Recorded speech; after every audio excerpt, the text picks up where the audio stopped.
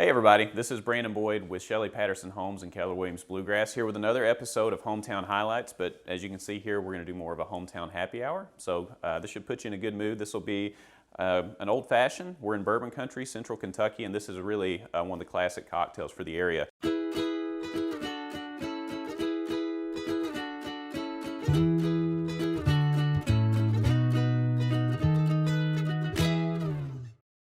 So I'll show you how to make it real quick. You only need a few ingredients. First, we'll do some simple syrup. Basically, I just say 2 spoonfuls of the simple syrup. Now if you want a little bit more, if you're just now getting into bourbon, go ahead and put a little bit more. Nobody's going to know. It's going to be okay. The next thing we'll do is we'll add bitters, 2 to 3 dashes of bitters. I recommend usually orange bitters. Now this does have about 45% alcohol in it, so keep that in mind. Don't go crazy with it. There's no need to do that. The next thing we'll do is just stir this up a little bit. Now if you wanted to do something a little bit different, you can also get just a sugar ice cube, or a small sugar cube, I'm sorry, and use a crucible and mash that up with 1 tablespoonful of water, and you can also do the same simple syrup that way. The next thing we'll do is we will add a giant ice cube. Now where do we get giant ice cubes? These don't usually come around that often. You can actually just find these ice cube trays.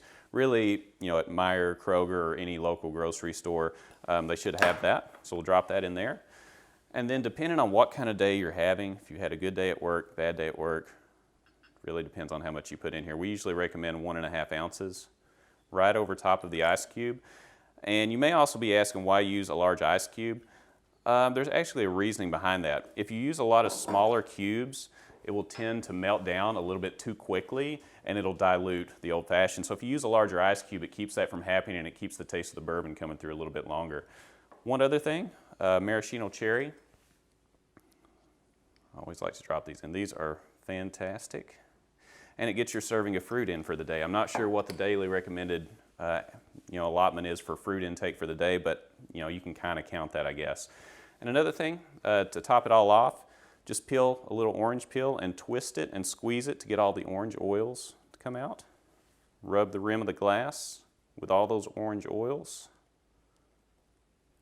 and then drop it right in. So that's a quick old-fashioned. Again, this is bourbon country, central Kentucky. It's a great cocktail to get started with. Hope you enjoyed this episode of Hometown Highlights or Hometown Happy Hour.